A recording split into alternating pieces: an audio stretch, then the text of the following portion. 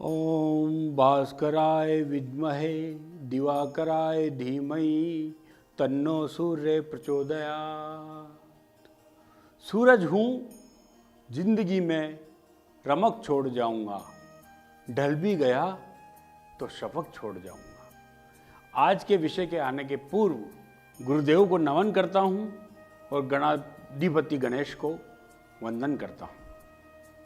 एक समय था जब ब्रिटिश गणराज्य में कहा जाता था कि हमारे यहाँ कभी सूरज अस्त नहीं होता है, लेकिन भारतीय संस्कृति की बात ही कुछ निराली है। सनातन परंपरा में अस्त होते हुए सूर्य को भी हम मर्यादा देते हैं और आज वही महापर्व बड़ी धूमधाम से पूरे देश में हर्षोल्लास के साथ मनाया जा रहा है और विशेषकर झारखंड, बिहार और पूर्वी उत्तर प्रदेश, जहाँ से मेरा गहरा नाता रहा है, कई वर्षों तक मेरा कर्म क्षेत्र भी रहा है। और इन तीन राज्यों में ही नहीं, लेकिन इस पर्व की पूरे विश्व तक गूंज पहुंचती है, क्योंकि ऐसी परंपरा है कि इसी दिन चाहे जहाँ ये पर्व मनाया जाता है, कहीं भी हो, वहाँ के लोग अपने घर पे अवश्य अंबावी रूप से उपस्थित रहते हैं। छठ पर्व के दौरान शाम को हमारे हर उत्सव में प्रकृति को सम्मिलित किया गया है। जल के अंदर खड़े होकर और ढलते हुए भगवान सूर्य को अर्घ्य देते हैं और अपने बच्चों की लंबी उम्र की कामना करते हैं।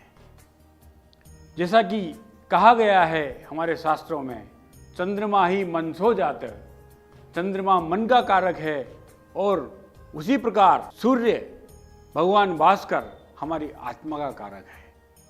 और शास्त्रों में निर्देशित है कि भगवान भास्कर को आरोग्य के देवता के रूप में भी पूजा जाता है। आरोग्य नाम भास्कर नाम श्रेष्ठम। सनातन परंपरा की इस अनूठी रीति के अनुसार किसी के ढलते हुए काल में अगर हम उनको सहयोग करते हैं, नमन करते हैं, या किसी भी प्रकार से मानसिक रूप से, शारीरिक रूप से उनका सहयोग करते हैं, तो वो पुनः अपने आत्मबल से खड़े होकर वापस अपने कर्म क्षेत्र में लौटते हैं। जिस प्रकार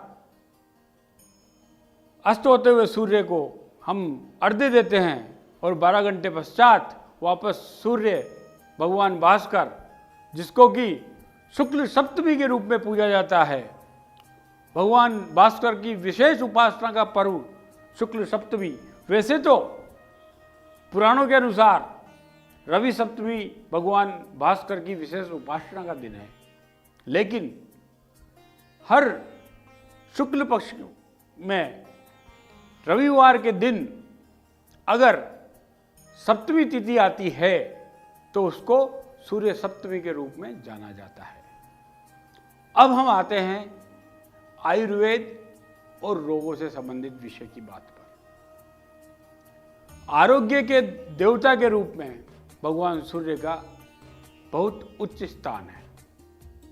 कितनी भी गंभीर बीमारी हो, वैसे तो कई रोगों में भगवान सूर्य की उपासना का शास्त्रों में, आयुर्वेद में निर्देश किया गया है, आतप सेवन के रूप में निर्देश किया गया है, लेकिन विशेषकर चर्म रोग, कुष्ठ रोग जो लंबे समय से चलते आ रहे हों, उसमें अगर व्यक्ति या रोगी अगर सूर्य की उपासना करता है तो ऐसा अनुभव में आया है कि उनको अत्यधिक लाभ प्राप्त होता है।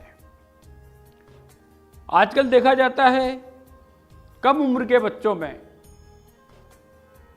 आंखों के चश्मे, आंखों की ज्योति कम हो जाती है, आंखों में चश्मे लग जाते हैं।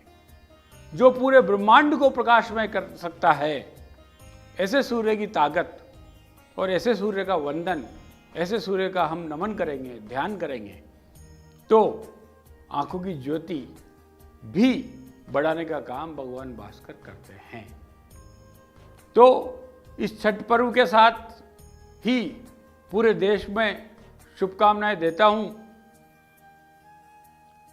और आरोग्य, निरंतर आरोग्य बने रहें, चाहे रोगी हो या ना हो, क्योंकि आयुर्वेद का उद्देश्य यही है, स्वस्थस्य स्वस्थ रक्षणम आतुरस्य विकार प्रशमनम। जो निरोगी भी हो और सूर्य की उपासना करता रहे तो उसके आरोग्य बढ़ता रहेगा और रोग होने की संभावना घटती रहेगी। और जिन रोगों की मैंने चर्चा की, उन रोगों में तो विशेषकर फायदेमंद ही है। दूसरी बात है कि सूर्य को आत्मा का कारक बताया गया है, जिसमें आत्मबल, जिसको आजकल सेल्फ कॉन्फिडेंस कहा जाता है, उस आत्मबल में अगर किसी के वृद्धि करनी हो तो भगवान सूर्य की उपासना करें, उनको अत्यधिक फायदा होगा।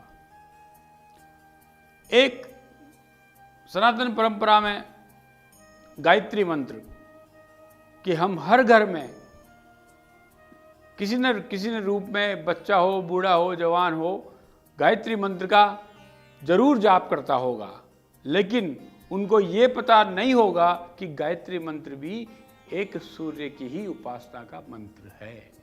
इसलिए जो करते हो निरंतर करते रहें, और जो ना करते हो तो गायत्री मंत्र या सूर्य के कई उपासना के कई मंत्र हैं, किसी भी मंत्र से आप सूर्य की उपासना कर सकते हैं। छठ पर्व पर सभी देशवासियों को शुभकामनाओं के साथ और सूर्य सप्तमी के उपलक्ष्य में आरोग्य को बनाए रखें और अपने रोगों में विशेष लाभ आपको प्राप्त हो, इसके लिए ये संकल्प लें कि भगवान सूर्य की उपासना करें। आदित्य हृदय स्तोत्र का भी आप पाठ कर सकते हैं। भगवान श्री रामचंद्र ने भी अपने संकट काल में आदित्य हृदय स्तोत्र का पाठ किया था। मैं तो ये कहता हूँ कि छठ पर्व 3 राज्यों तक ही सीमित क्यों है, पूरे देश में छठ पर्व मनाया जाना चाहिए। और छठ पर्व के बाद सूर्य सप्तमी को, जो रविवार को आती है, उसमें विशेषकर सूर्य की उपासना करें और पूरे आप स्वस्थ रहें। भगवान धन्वंतरि आपको शतायु प्रदान करें, हितायु सुखायु प्रदान करें। भगवान भास्कर आपको लंबी उम्र दें, आपका आत्मबल उच्च बनाए रखें। यही मेरी आज के दिन आपसे प्रार्थना।